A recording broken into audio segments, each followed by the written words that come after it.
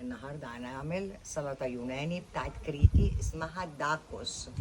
يلا ندوق ويلا نعملها.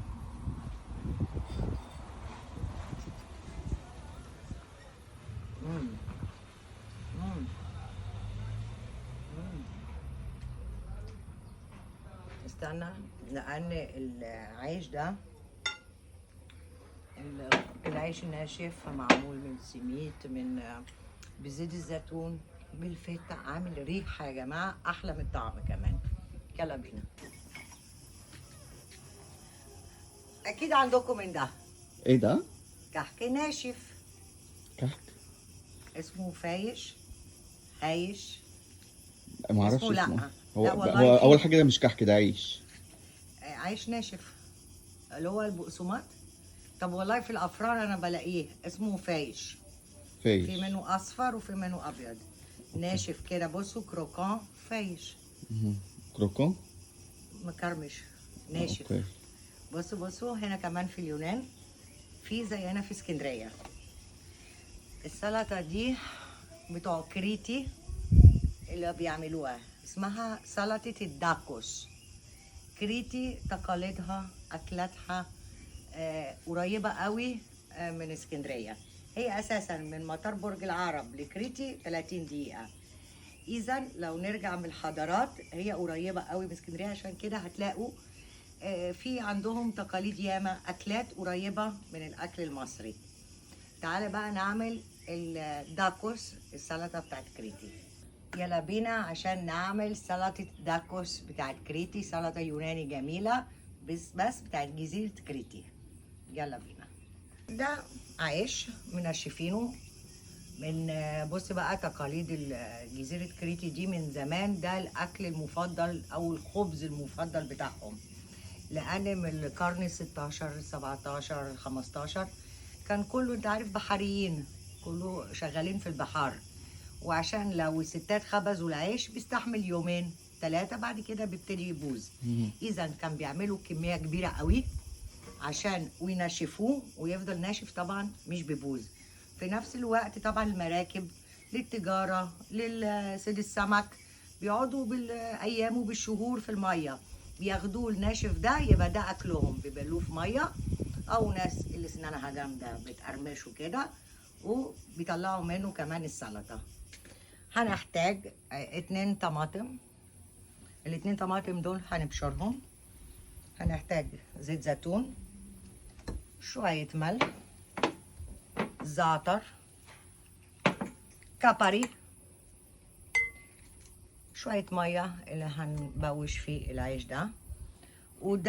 دي طماطم متنشفة في الشمس، معمولة في الوصفه الزيت. دي عايزه طماطم مجففه يعني؟ ايوه طماطم مجففة. اللي عنده يحط، اللي ما عندوش مفيش. انا بحب احطه في كله، يعني في السلطة العادية بحط، بالليل في العشاء جنب الجبنة بقطع منه، في التوست بحط منه. ده يعني اكني تحطوه او مش تحطوه، هو مش في الجدول، انا بحب اضيفه بس. على فكره احنا كنا عاملينه فيديو، ودلوقتي شهر 8 وشهر 9 وشهر 7 لو جبنا الطماطم الصغيره واتفرجتوا على الفيديو، هو ده السيزون اللي ممكن نشتغل فيه. هنجيب جبنه فيتا، بس انا طلبتها من الراجل مفروله. جبنه فيتا متوفر في اسكندريه في كل حته، الفيتا اليوناني. لو مفيش او مش لاقيينه، البديل بتاعه الجبنه البيضاء البراميلي، بس نحاول نجيبها مفروله او نفرولها احنا. هو ده بس، مفيش حاجه تانية. يلا بينا. في الاول هناخد العيش الناشف الفايش ده. فايش ولا هايش قلتي؟ لا انا متاكده ان هو فايش، فايش صعيدي. ماشي. اوكي، هما أوكي. فاهميني. جيبوا العيش ده وري لهم شكله ده وخلاص. هناخد واحده ولا اتنين؟ انا واحده واحده نوري لهم، ممكن اللي عايزين يعملوا 10 حسب الكميه اللي هياكلوا الناس. بنبوشه شويه جوه. اوكي، هنبتدي نبوشه عشان يبوش شويه ونعرف بعد كده نقطعه لغايه ما ده يبوش. تعالى نبشر الطماطم بالمبشره كده، نبشر الطماطم. في ناس بقى برضو في كريتي بياكلوه بطريقه تانية، بيمسكوا الطماطم دي يقطعوها صغير صغير زي السلطه المصري اللي بنعملها في اسكندريه. قطع صغننه قوي. ما على فكره اسكندريه يعني في مصر عادي، في القاهره برضو بيعملوها. اوكي. اصل انت كل شويه بتقولي في اسكندريه، فانا بس بقول انا مش عارفه، شايفه كريتي قريبه من اسكندريه. ما انا مش بشوف. يعني فاهمه، مش اسكندريه عارفه دي ليه. محافظه في مصر عادي، فالقهرويه بيعملوها عادي، فاهمه. انا من القاهره ها. مش عندك. نبشر الطماطم القوطه. اوكي. نبشر القوطه، وفي ناس بتقطع القوطه قطع صغيره عشان هوري لكم طريقه اكل الداكوس غير اللي انا هعملها. ممكن ناكلها كمان ازاي اللي عنده سنان جامده. كده بصوا في دقيقتين باش خالص. شايفين؟ نحط كده. لو عايزين كمية تانية ممكن كده. دي بقت طرية. دلوقتي هنحط هنا الطماطم القوطة.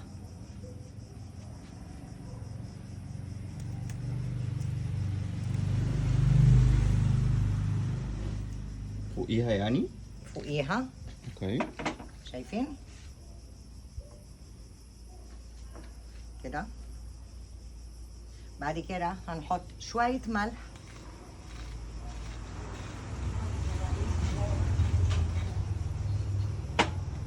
بعد كده هنحط الأول الجبنة البيضاء الفتا اللي هي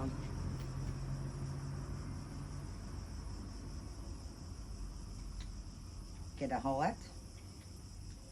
على فكرة دي أكلة ممكن نقول عليها صيفي، وانتوا قاعدين في الجنينة في الفراندا على البحر، تكونوا عاملين طبق كده سلطة وتاخدوا منه. في الشتاء بقى القعدة هنا تحفة جنب دفاية الخشب، وبنعمل كده بنقعد ناكل برضو جميل قوي. زيت زيتون أهم حاجة، زيت الزيتون. على فكرة كريتي برضو بتطلع زيت زيتون تحفة. تعرفوا في اليونان ما يعرفوش يعني ايه الممبار او العصبان اللي بنقول. قعدت بقى في ناس ما تعرفهاش فعلا. لما دخلت اقرا وكده لقيت بتوع كريتي التقاليد كل سنه الكريسماس لازم ياخدوا العصبان ويعملوها بالطريقه زي مصر. طب ايه اسمها؟ المسمى بتاعها في كريتي اسمها مومباريا، يعني ممبار.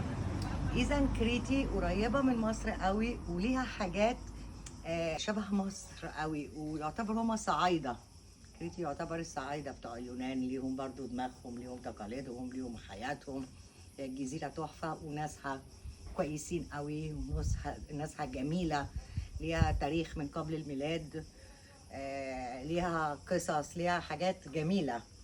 قلنا حطينا هنا زيت زيتون، طماطم، ملح. نحط كابري، اللي عنده كابري. شايفين؟ شوية زعتر. بصي كل حاجة طبيعية جميلة كده بسيطة. شايفين كده؟ هنحط التاني زيت زيتون.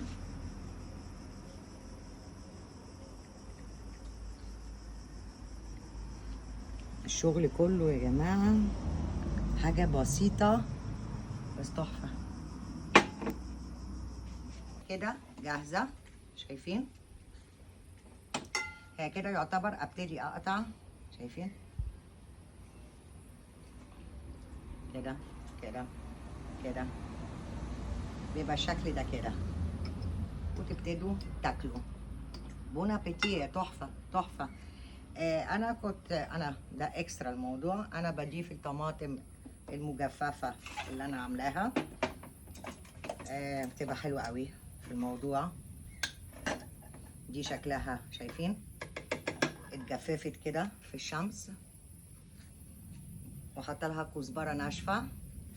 اللي عايز ممكن يحط كده، يقطعها بالمقص قطع صغيرة عشان تقدر تروح في كل حتة.